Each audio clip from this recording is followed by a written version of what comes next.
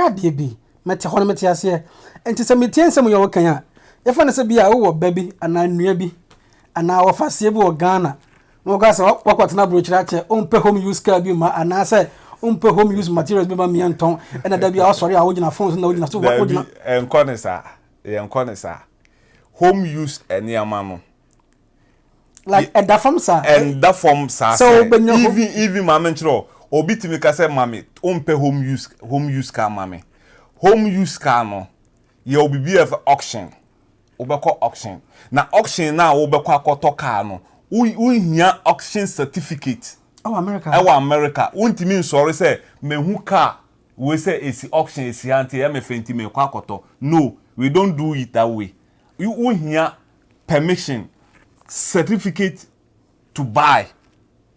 And so make us say be any okra buy only nkrata de na America nti we dan tipa na meme na me ye wofa ana me ye wunua na ma tima be pure America no me ni that too many nkrata certificate say me ko car auction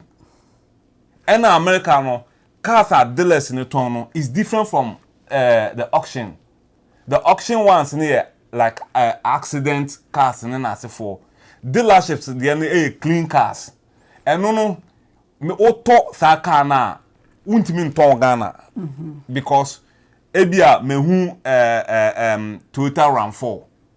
ewo TV so kama ana social media see when who say but oko dealership na that car will cost you like $30,000 to $40,000 depending the year model.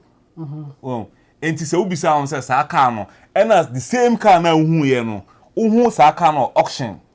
But the one thing say who say auction no say the auction na ya ye Ghana na ya hu ewo TV so ewo you know amount na that one is not the real price of that car. Oh okay. Say one say ya try be a Toyota RAV4 ni after say e be $500 and $1,000. That is not the price of the car. Because seller no and say advert and omoye no omode ato auctioneer na onu ko auction car no onu and they the certificate to go on auction or to go and bid on that car. And who need auctioneer who need certificate ya you can't bid on that car. And the bidders no obekon meme ko be this car no also ko be this car no obi so be this car no. And at the end of the day seller no talk can e bia ope sa car no bia $5,000. And obehwe the highest bidder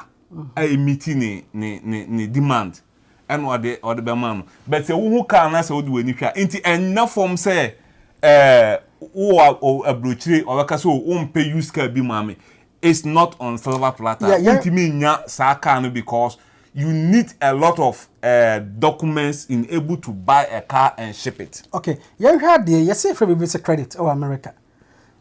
Yes, so we need good credit but be the cra holding. Yes, America no omu use credit score. Enti credit score ni say bank na wo ye adwuma no bank na wo save wo ho no bank no betima ma credit score or credit card that's the visa card na you use no they use that visa card no because bank na ma be a obetima ma say be $1,000 $2,000 or so amount na wo be spend the war $1,000 no mo the to card na sama no in and out the inflow and outflow of no mo be calculate or credit say sikana wudi wo sa card no so no do you pay back on time enti more na wutua no na eresi na chese wo the car wutua utimi tua wo the car wo obi a wo the car wutua e no mo de hwew enti ye the card amount $1,000 or so uhun sika no wakwa kodi sika no wuntua car no ye da so enti so obi ba America na wanyini na se still what the papa nchen na so ma me nchen ofia na say when the man be the proper credit score because credit score no so wo good credit score you can get a loan from the bank to do any other things ubetima to car with your credit score ubetima to fee with your credit score if you have good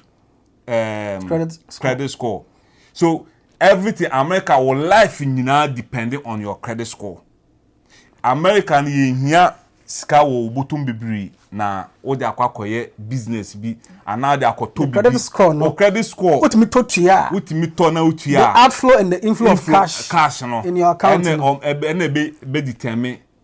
o credit score and you stay in America. Yeah, and you stay in America. It is America opposite America tena ye wo da. Wo dey say we need bulk money or obotoma maintain your credit score, and your credit score alone will lift you up. Oh, okay. And yeah, your credit score alone will lift you up. May you break about.